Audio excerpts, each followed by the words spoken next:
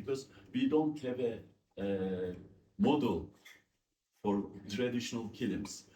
Ladies, they see the kilims made by ancestors or by other villagers, by other tribal groups, and they create their own kilim. They are influenced. It is, I was talking to, what's your name? Umut. Umut, just before. I said that kilim weaving is like jazz, you know, not free jazz, but it's sort of jazz. So you see other models, you observe them, and then you create your own kilim. It's a free expression. Like also in Turkish music, we have taksim, the prelude. You know, when you start play a traditional music, you improvise first, and then you sing and you play. It is a sort of parallel. It's the same.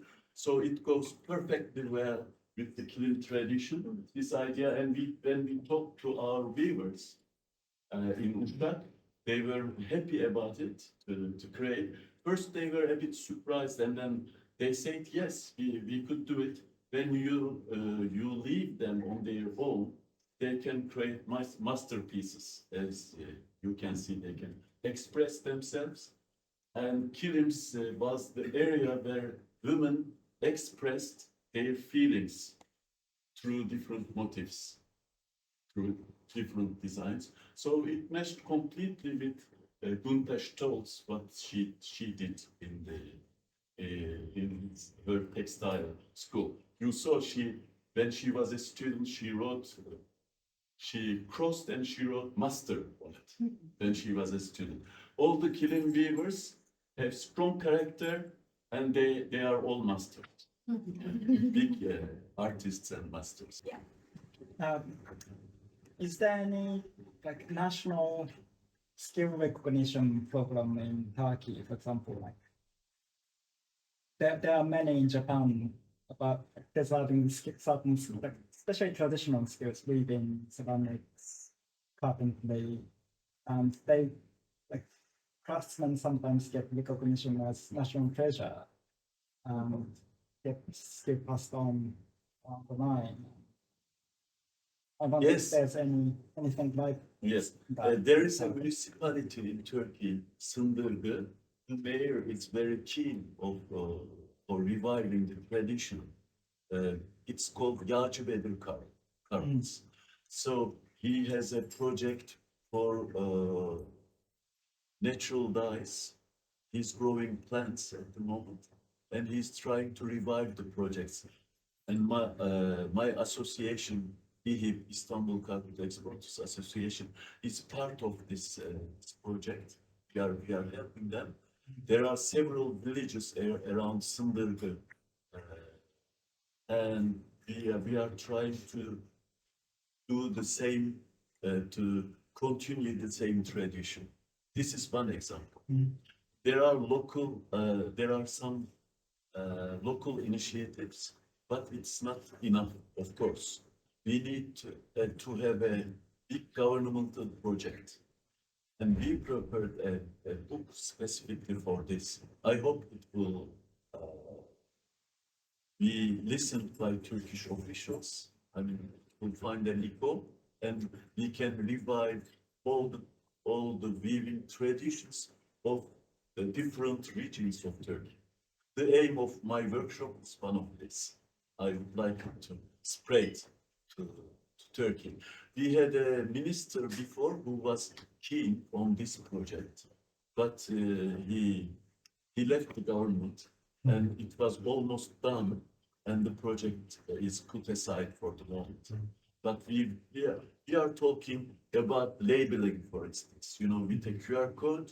So handmade carpet or kilim will have a QR code. We are working on labeling that, so it can be traced which weaver is made. I had a meeting about it weeks ago in my association. So we are working in this direction, you know, to valuing the handmade rugs in Turkey.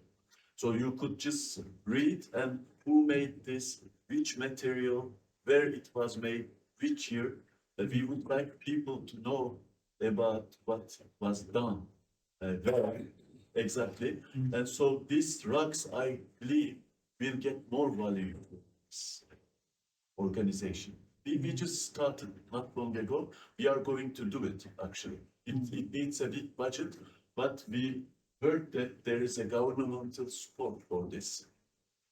So my secretary wrote the project, and it is going to be sent to Ankara, to the government, in 2-3 days. They need to have social care. So we started this project in an old Ottoman mansion to create the traditional environment. It was the idea also. So they could feel like at home and socialize with other women, and it gives them also economic freedom. So when I talk to the men there, they are not so happy about this project because they can have their work to say at home now. So I hired also the best dyer of Turkey, Alat. He was a dyer, for his family was a dyer family for generations since late Ottoman period. So we had a very good dyer, and I hired also a director that comes from Sümer Hali, running the carpet production in Turkey for years, and it was closed in 2008. Then there is no association responsible for the carpet, handmade carpet production in Turkey. So we prepared also a book with him, how to revive the handmade carpet production in Turkey. It's around 150 pages. So we prepared this and we gave it to the officials, hoping that we can make another Sümer Hali, that this official organization, to start, because we also made a documentary in all the weaving villages and areas of Turkey. You can tell that the weaving is still there, but they are leaving the job because they are not paid enough. This is the lesson. So I hope you can revive, and our workshop can be an example for different areas of Turkey. This is a pilot project because they work only official hours, they have lunch, they have a good wage, and they have social care. This is what we need to do. I don't know in other parts. Yeah. Hi, Ahmed. I was interested to hear that you employed or sought out a master dyer. Yes. Can you tell us more about the process of that? Because I always loved kilims and I love the vintage ones. And for me, that shows you how long they last. And the colours are often the vegetable dyes, aren't they? Yes. That make them so precious. But what's tricky in modern environments is that they were made on narrow boom sizes. Can't always get the sizes you need for projects I understand. Yes, the purpose of our workshop, we have also large looms, Yeah. because people need. Traditionally, the looms are small, as you can see with traditional kilims. They are even made in two parts and sewn together. And there were before very good dyers in the villages, but all these people disappeared. And also, in parallel to traditional dyers in villages, we had professional dyers. And people used to go to see them.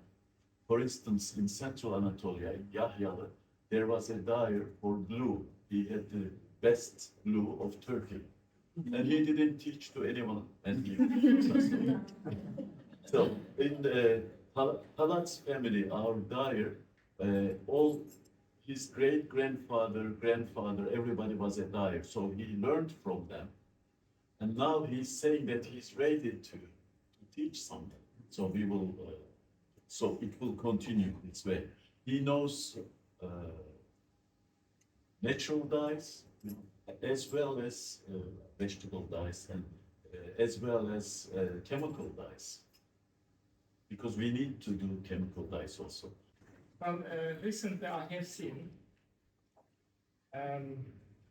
where there's a cheap labor, such as Afghanistan, they are given the graphic paper which have patterns on it. So they produce Persian carpets, Turkish carpets, Moroccan carpets. So is your project have any chance against the disparity of wages? So that is a very important project, but if there's a wage disparity, the commercial pressure. I've tried to make Turkish kilims in every country in the world. I Right. can't do it. It's impossible to make that quality anywhere other than Turkey. I understand what you're saying about Afghanistan, and that is the one country probably where the sort of thing that is ultra competitive in terms of that. But that may not endure. And eventually, Afghanistan is a special case at this moment. But I believe in the market. No, no, I If you are take your not point. very concerned, there are so many Turkish carpets, as many made in Afghanistan as in Turkey. For example. Yeah, but if you care about it, know about it, then you're discerning. It's like saying, there's lots of Bentleys made in Poland. There are. It's a different thing. Not everybody can see it. Once you've seen the difference in the plane, you can't make a Turkish kingdom in Afghanistan. And can I say something about it? Yes, with our QR code system, we want an obligation to have labels on all the rugs in Turkey, on all the kilims or carpets that are made outside. There will be an obligation to put made in Afghanistan if they are imported from Afghanistan, because the labor is cheaper, so you can't really compete with it. But you can't have the soul of Anatolian kilims nowhere, because it is in the genes of people. You must knows about it, and also I know because I saw Turkish kilims made in Afghanistan or in India or in other parts of the world. It doesn't. Something is missing. Something is missing. But yeah, because it is a very old tradition, as we know, since Neolithic. So you can't make with the same soul. It's hundreds of years, thousands of years backwards. It has been made all the time. So you can't have the same soul. But we have also made a labeling project for this matter. So when people buy a carpet or kilim, they know if it's made in Turkey, who made it with this QR system, and also obligation to have a label on it for other carpets that are on Turkish markets. Because when people come to Turkey, you go to buy at the Grand Bazaar or in a touristic area a handmade carpet. You don't know if it's made in Turkey, if it's made in Afghanistan. The vendor can say anything to you. Or machine instead. Yes. So this is a very important issue to do. We had a meeting with the government people about labeling also. Labeling all the carpets. At the same time, I see where you're going, No, I and see I your tend point. to agree. But then I think, I don't know, if we start talking soul and culture, it gets a bit complicated. Like culture travels, right? A lot of the nicest. People will always buy something that's cheaper. Yeah, that, but also, I don't know, many of the best Indian, antique carpets have their roots in Persia, came with the Mughals to India. I mean, we see a Bauhaus rug woven in Turkey here. Comes from Germany originally, yeah, Yes. and I think it has a lot of soul. Japanese are better at making Americana clothes than the American. Yes, also I want to add something to this. On Anatolian kilims, you have Persian influence, Caucasian influence, and vice versa, because people moved during the history. They moved. in the past. So they influenced each other. Yeah, I saw in Konya area one kilim very similar to an Azeri kilim, but almost the same. Because when I searched, some people moved from Caucasia, Azerbaijan, to that particular village. You know, they influence each other. We're running out of time. For us, since, you know, for over 35 years, we've been making rugs, and for us, it's always been very, very important about who's making them. We work in India, Afghanistan, and Turkey, and they're all for very distinct reasons, and we get very different rugs from each of those places. I guess everybody knows, well, not everybody, but you can go on our website and you can see all of our rugs and you can see our designs. But I think that LGF is a really lovely platform for us to be able to actually tell those stories and for people to engage with the makers a lot more. And there's been a really good response. And it's really nice for us as well to read the captions and put it together and like have the photo next to the work. So I hope that everyone's enjoyed it as much as we have. I just have a couple more questions. I mean, I could talk to this for hours and hours, but we'll bring people in. I just wanted to particularly maybe to Ahmet and to Rito, and I mean, thanks to sort of global outsourcing, we're very disconnected now from, you know, how and where things are made, and the notion of telling stories of who makes the things feels almost more important than ever. And I guess I just wanted to explore, what do you think could be done, you know, whether it's designers or brands or companies, to better tell those stories? Because often that's getting lost, it's not coming to the fore. And I just wonder if you have any thoughts about how to better, you know, pull that story through, perhaps to the point of sale to the customer. Yes, in the fashion world, as you know, the designer, we talk about the designer who created, and also in the painting, the artists are valued and everything. But weavers are never valued. It's considered as a cheap product. So we need celebrity weavers. Yeah, but we need to value weavers and their job. And what's done here is very important, because we don't know about the weavers. We know about the companies, we know about the designers, but we don't know about the weavers. As I said previously, all these weavers are big artists, but unknown artists. So we need to value them more, maybe continue this in branding and talking about who made them, because especially kilim weaving needs lots of creativity. So we have to value all these weavers, even in the carpet making and everything. And it doesn't need to be, it should not be considered anymore as cheap products, popular cheap products. We have to value them more. And also, when we talk about valuing the weavers, on the other side, like Christopher Farr is doing right now, we have to be fair concerning the price. It's good, social care, pension funds, but who is going to pay for it? So we need to find the right balance to continue this artistic tradition.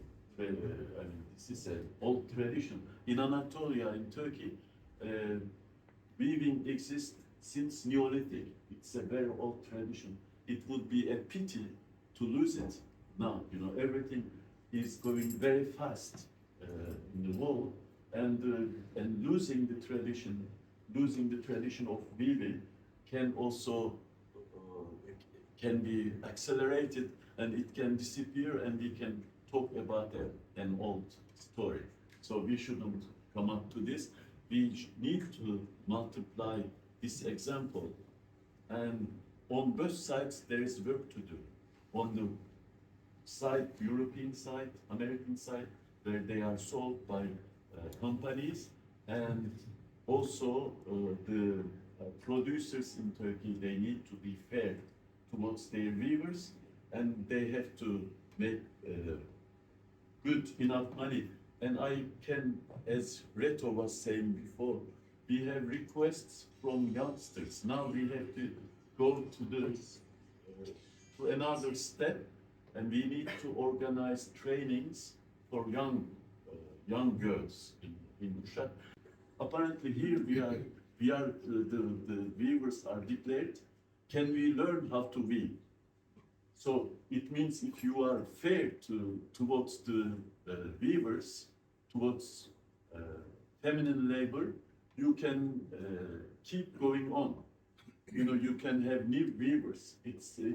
There have been crises in the past, like in 1928, the number of weavers diminuted in Turkey, but it came back when there were some symposiums and new organizations to pay them better.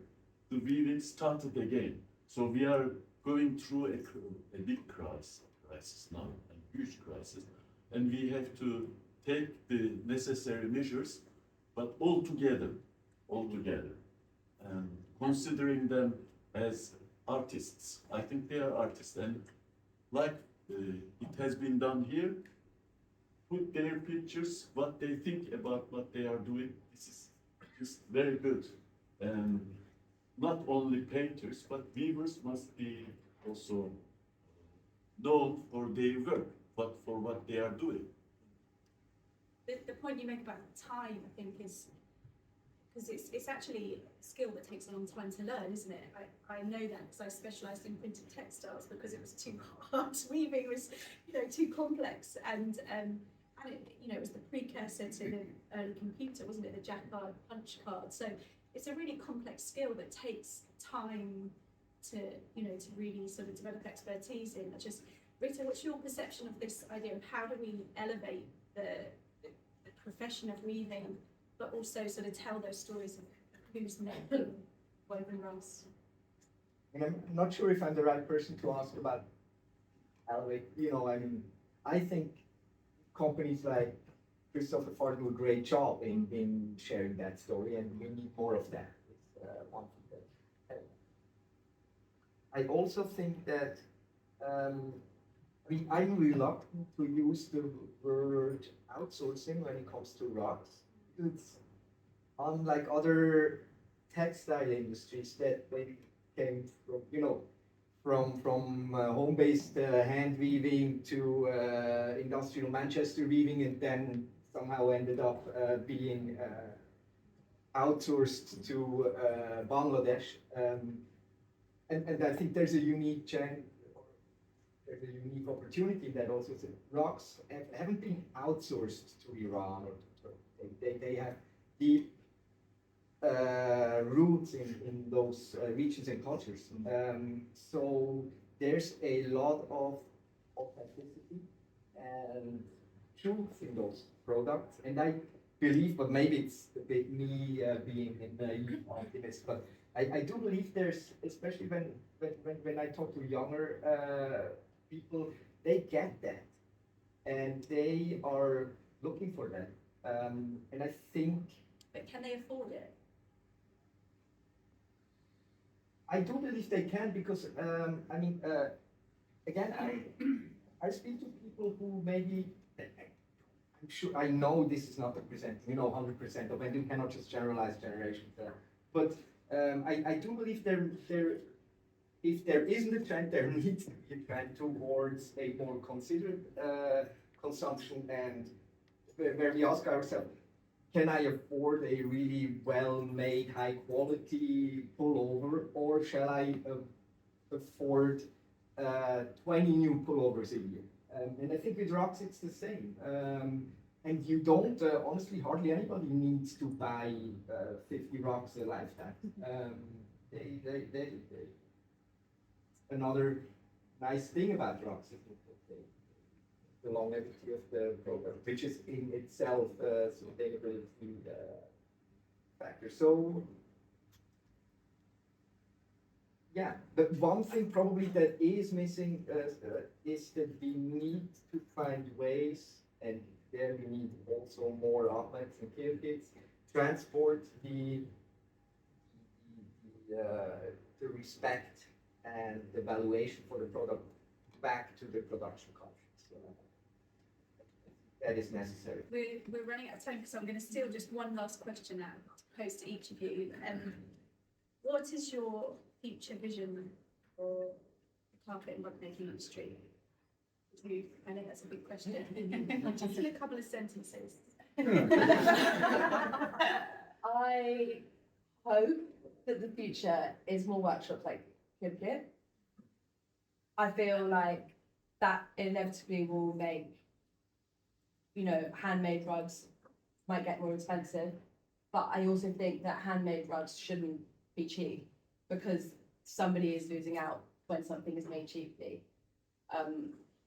Because the handmade rugs that we'll be able to purchase will get more expensive. Well, as these workshops have kind of more recognised and more celebrated, then also the machine made, which is now so good, will probably also realistically also probably grow as well. But then that's also a return to, as in handmade rugs, you know, a few hundred years ago were always the sort of ultimate status symbol to go in round houses and palaces, big massive tapestries that would sit on walls. And that's almost, I feel like, where we're going to end up returning to. Because, and again, that is recognising them for the skill and the craft which has gone into them, which I think they deserve. So that's why I see it. Yeah, I mean, I tend to agree. I think that to me, it's kind of obvious rug weaving will survive when it improves the condition, it continues to improve the conditions it provides to the weavers and artisans. I guess that will lead to a situation where more of the higher end market remains and lower end and price point markets will probably continue to be lost to machine made products. Maybe that's not the worst development. Yes, I think there are circles, you know, it's, we came to a very bad time with machine-made carpet industry. It's really growing and developing, but you can make carpet machine same model, 2,000, 5,000, 10,000. These carpets will not have value in because they are not sustainable. I am not humiliated. They made like East Coast amazing carpet. About 100 quality,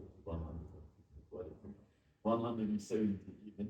They made nice carpets, but I think handmade carpets. We are coming to a stage. Everything is accelerated, and we are going back to our roots again.